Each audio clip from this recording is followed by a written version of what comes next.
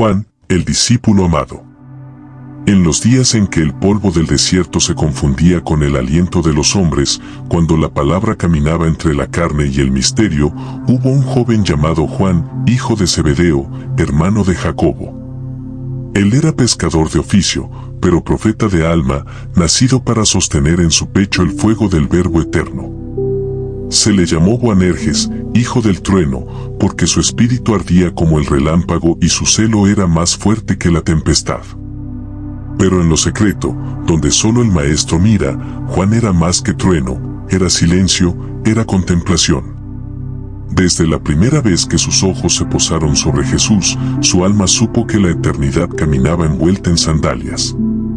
Mientras otros dudaban, preguntaban, o competían por los primeros puestos en el reino, Juan escuchaba. Juan entendía. Juan amaba.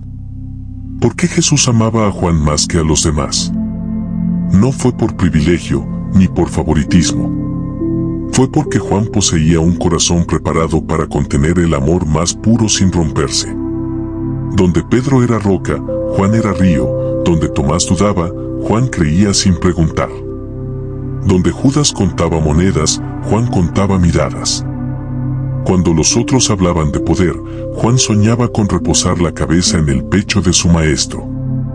Porque en el pecho de Cristo no se escuchaba el latido del corazón humano, sino el eco del universo que lo sostenía todo.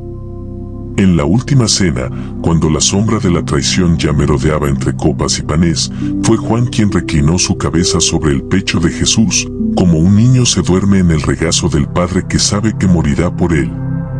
Y en ese instante, en ese sagrado contacto, Juan oyó el susurro del Verbo antes de que fuera crucificado. Entendió que el amor no era una emoción, sino una cruz. Y decidió seguirlo hasta el fin. Cuando los clavos horadaron la carne del Salvador y la sangre goteaba como vino nuevo sobre la tierra antigua, todos huyeron, menos Juan. Pedro lloró en las sombras, los demás se escondieron entre muros, pero Juan, el discípulo amado, se mantuvo al pie de la cruz, firme como el amor verdadero. Y Jesús, en medio del suplicio, alzó la mirada y lo vio. Mujer, he ahí tu hijo. Hijo, he ahí tu madre. Con estas palabras, Jesús selló su amor por Juan, entregándole el mayor tesoro humano que tenía, su propia madre, María. No se le dio una espada. No se le prometió un trono. Se le dio a la Virgen. Porque solo un corazón tan puro como el de Juan podía vivir con el corazón inmaculado sin mancharlo con el mundo. Después de la resurrección, cuando el mundo volvió a girar, Juan fue la columna silenciosa de la iglesia naciente. No buscó honores. No persiguió la fama. No murió mártir, porque su martirio fue vivir sabiendo lo que los otros apenas intuían.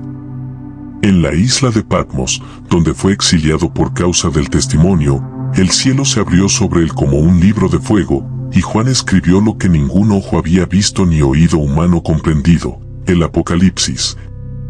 La revelación final. Solo a Juan, el discípulo amado, se le permitió ver al Cristo glorificado con ojos como llamas, con una espada en su boca y estrellas en su diestra.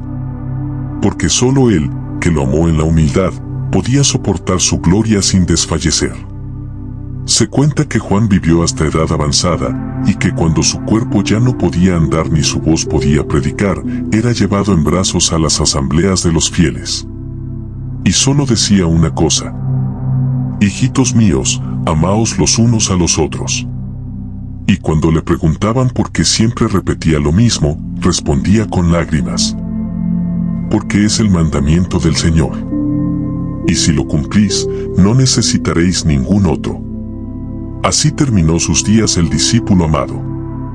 No con la espada, ni con el tormento, sino consumido por el fuego del amor que nunca se apagó. Hoy, el nombre de Juan no vibra como trueno, sino como canto. Y cuando el viento roza las páginas del Evangelio que él escribió, parece que el Espíritu aún susurra. En el principio era el Verbo. Y el Verbo era con Dios. Y el Verbo era Dios.